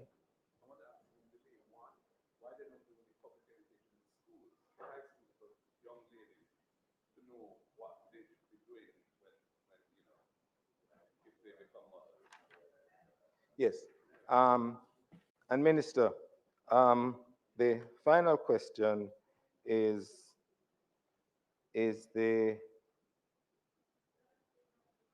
well, it was asked already in terms of procuring specialized nurses and doctors.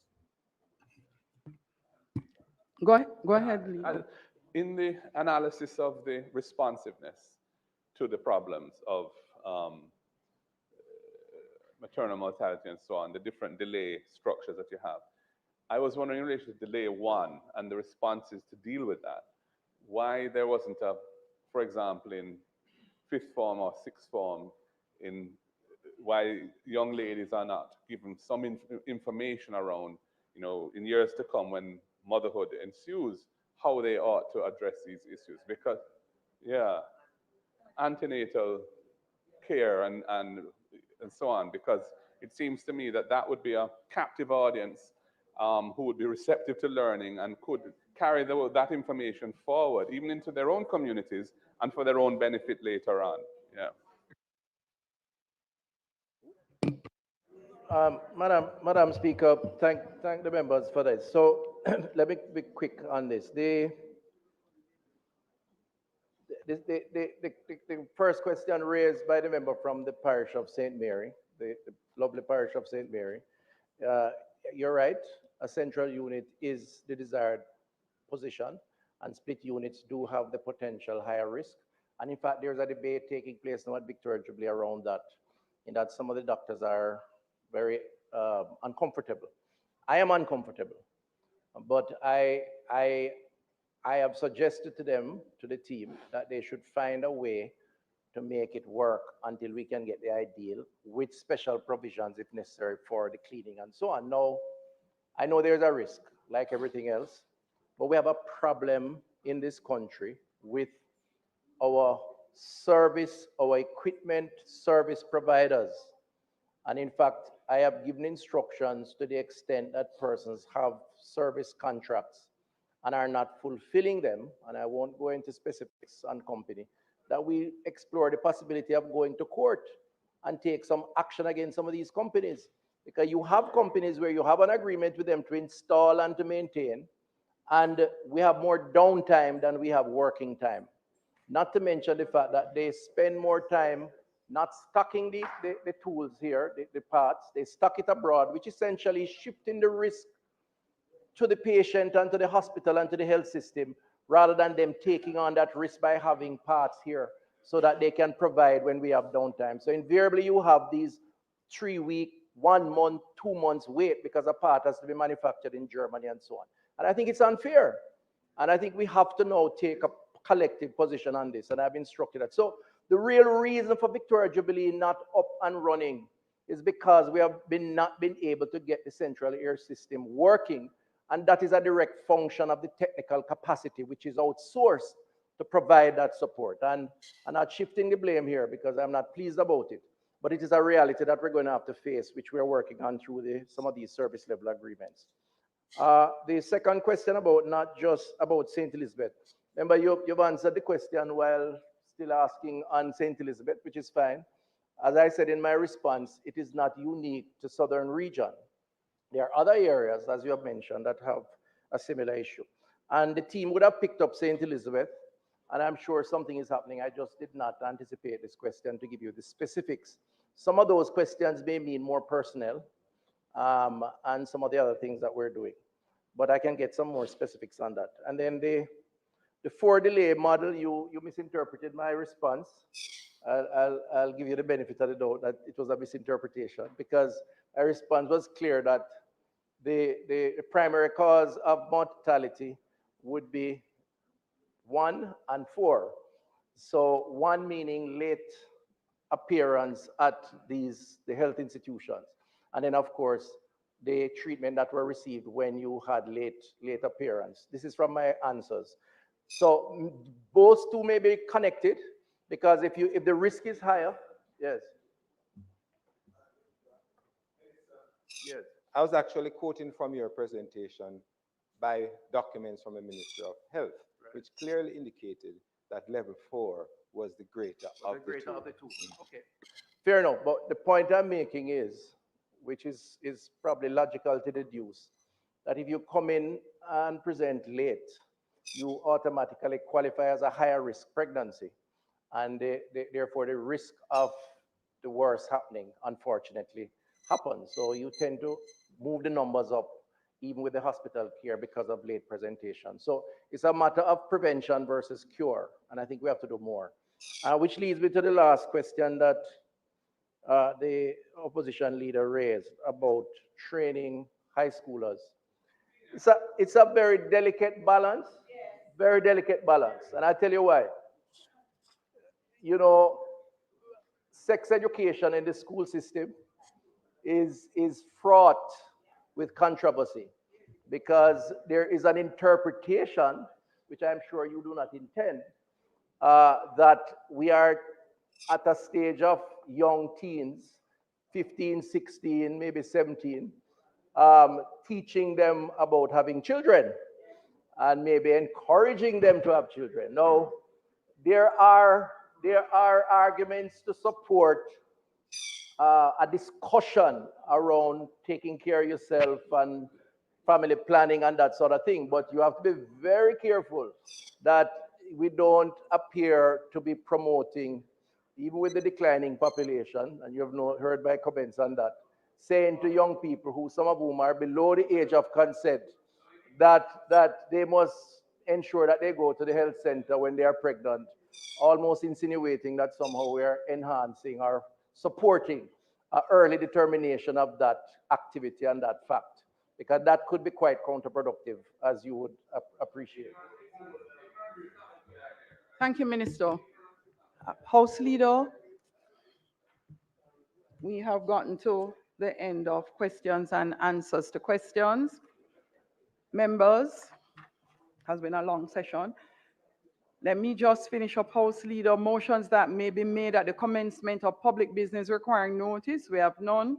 Motions relating to the sitting of the House. Motions for leave to introduce bills. Presentation of bills without leave of the House. First obtain public business. House Leader, Just ahead of your intervention, I'd like to just indicate that public business, that it was intended for us to have dealt with some matters in relation to the Ministry of Finance, but we will have those ready for the next sitting of the House in terms of the specific areas that for procurement and so on, which the minister had indicated. Madam Speaker, the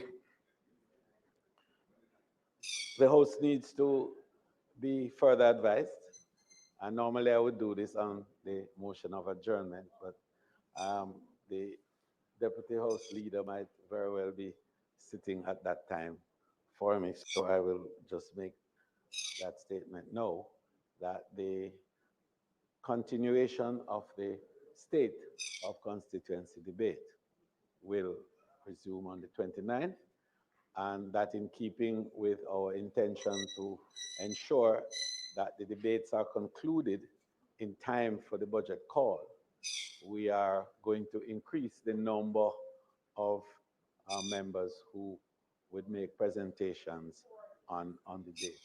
So we're looking at possibly 4 members per Tuesday leading up to the end of. And also, so as to ensure that there is ample time for private members' motion before the close of this session, we would want to ensure even a greater efficiency, as you know, of the use of our time during this period. So, Madam Speaker, that being said, I ask you to continue with the agenda. House Leader, one member wrote requesting to make a personal statement on adjournment.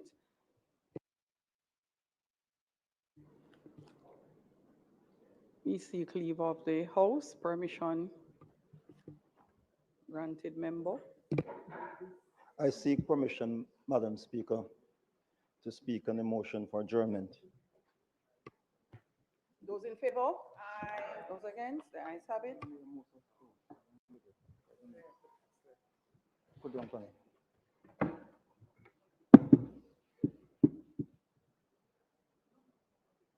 Madam Speaker, the statement released by the Interior Commission in response to my request in Parliament that an audited report be laid in the Parliament before any more funds are made available to them and that they must be held accountable just like any other ministry, department, and agencies.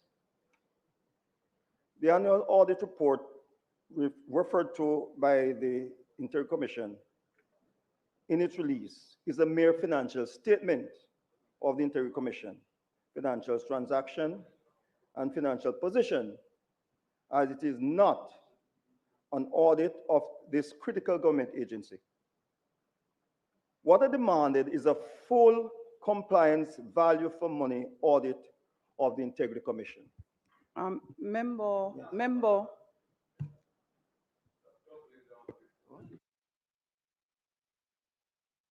May I take a look at the statement you're reading there, member, versus what you supplied?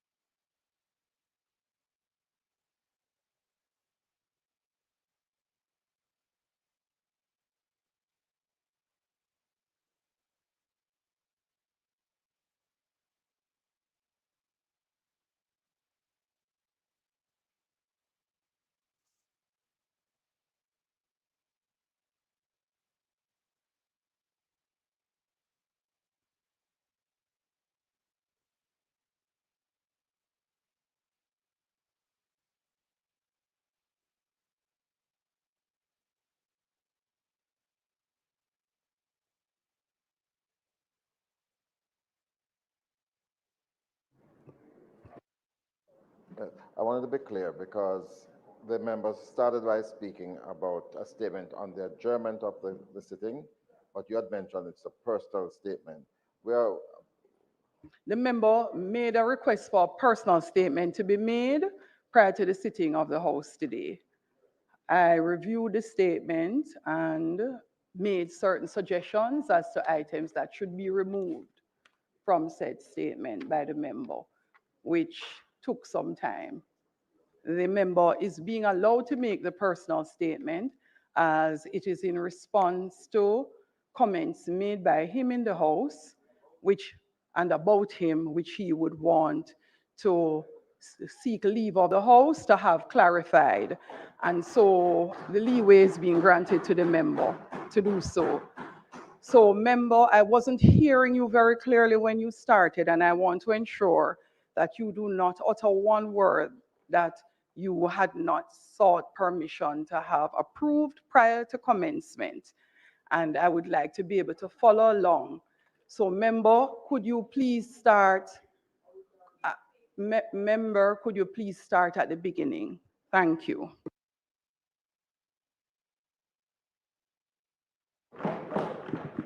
Thank you, Madam Speaker. The statement I'm making is because of reference that was made about me publicly in the public domain. So I wanted to respond to that.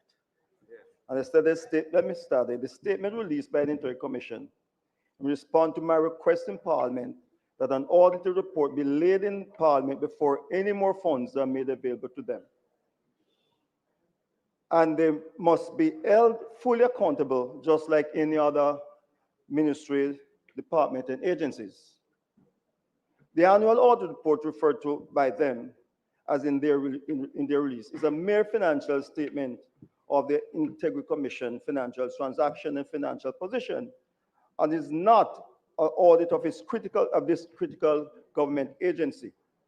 What I demanded is a full compliance value for money audit of the Integrity Commission to audit and examine its management and administrative control, security control, information technology control, external and internal controls, human resources practices, policies and procedures, and oversight procedures of the Integrity Commission. Financials, the focus here. Financial statement audit focuses on the accuracy and completeness and presentation of financial data, ensuring compliance with accounting principles such as international financial reporting. Value for money audit focuses on 3 E's: economy, minimizing cost; efficiency, maximizing output from resources; and effectiveness achieving intended outcome. It looks at that operational performance rather than just financial accuracy. Financial statement audit involves detailed testing of transaction, balances, and disclosure within the financial statements. Auditors examine documents, verifying calculations, and check compliance with regulations. Value for money audit involves reviewing programs, projects, and procedures to evaluate how well resources are managed. Auditors analyze performance metrics, review operation, and interview stakeholders to assess the effectiveness and efficiencies of the resource utilization. Financial statement audit results in an audit opinion on the fairness and accuracy of financial statements. Value for money audit provides recommendation on how the organization can improve its operation to achieve better value for money, often with emphasis on public sector accountability. A financial statement audit ensures the reliability of financial reporting, while a value for money audit focuses on operational performance and the prudent use of resources. The Auditor General serves as a commissioner of the Integrity Commission and is therefore not independent of Integrity Commission and is complicit in what is being perpetrated by the Commission and should know that what was provided to Parliament by the Commission is not an audit report as is required.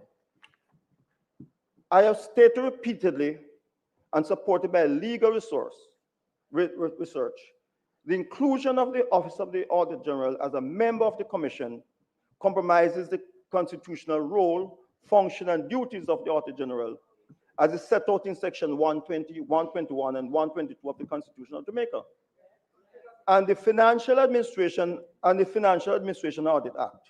The role and function, duties, and responsibility of the Auditor General are spelled out in Part 4 of the Financial Administration and Audit Act.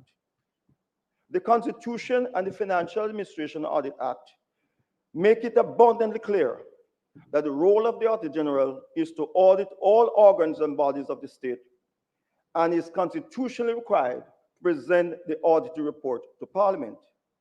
It is inconsistent with the foregoing constitutional provision and indeed would compromise the Office of the Auditor General in its performance of the duties and the carrying out of the office's responsibilities for the persons occupying that constitutional position to sit on. Be an internal part of and participating in the deliberation of a body which the Auditor General is required by the Constitution to audit. Furthermore, the Auditor General is constitutionally required to present the audit report to Parliament.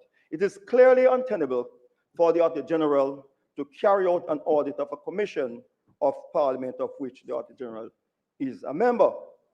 The foregoing interpretation of Section 122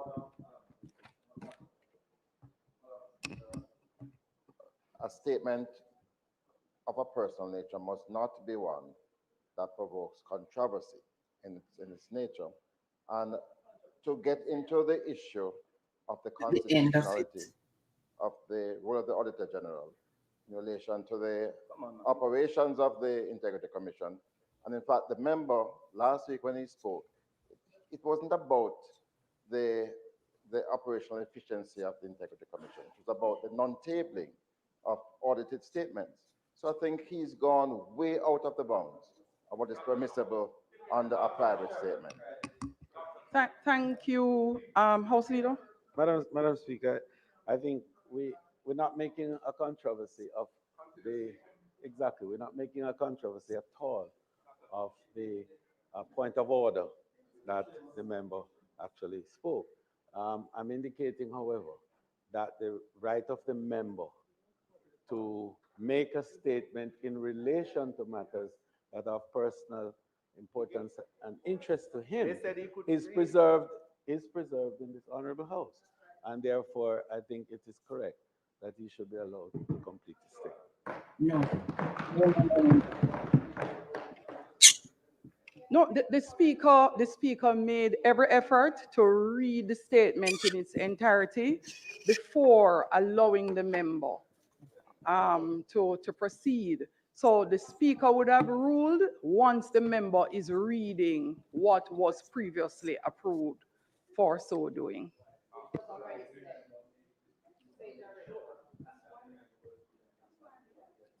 The foregoing interpretation of Section 122 of the Constitution of Jamaica is clearly correct as subsection 4, subsection B of Section 122 states that the Auditor General is to be audited and reported on by the Minister of Finance. All the reports of ministries, departments, and agencies are required to be tabled in Parliament, not audited financial statements. Financial statements do not speak to the procurement procedures of the Integrity Commission. The performance audit that looks at an entity's overall operation and its effectiveness, and an audit report generated which contains the auditor's opinion or concern. What I asked for was a value for money audit, given the billions of dollars being spent by the Integrity Commission. This year alone, they were given over $2 billion. Member, that is not in the statement. Yes, if you look at the bottom, I've written that there, the one I give you. The Auditor General, being a commissioner, places us in a position where the Auditor General, who is one to conduct such an audit, cannot do so in the case of the Integrity Commission due to this conflict of interest. What this means is that the auditor, to conduct the value for money audit, must be selected by the Parliament Oversight Committee and not the Integrity Commission itself. All the posturing, misinformation, misleading statements, or the denigration of members of Parliament and insult by the chairman of the Integrity Commission can never and will never deter me from demanding an audit report for the Integrity Commission before any more funds are provided by Parliament to this entity. As a duly elected member of this honorable House, representing the interest of the people of Jamaica, I will speak my mind fearlessly, but respectfully, regardless of the disrespect or misrepresentation that others may attempt to insinuate. Thank you, Madam Speaker. House Leader. Speaker, it's not intended to do any further business today. I therefore beg to move that the House be adjourned until Tuesday, October 29, when we will have the continuation of the State of Constituency debate. May it please you, Madam Speaker. Thank you, House Leader. Members, the question is that this honorable House do now adjourn for Tuesday, the 29th of October at 2 p.m. sharp, where the State of the Constituency debate continues. Those in favor? Those against? The ayes have it. This honorable House now stands adjourned.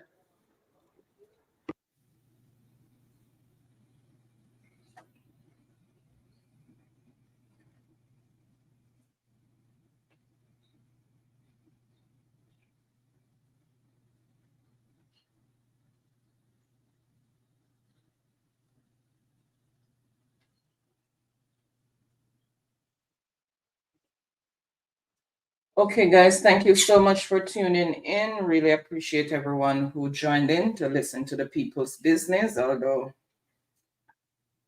you know, sometimes you have to wonder. But anyway, guys, later at 6:45, we will be back. Thank you so much.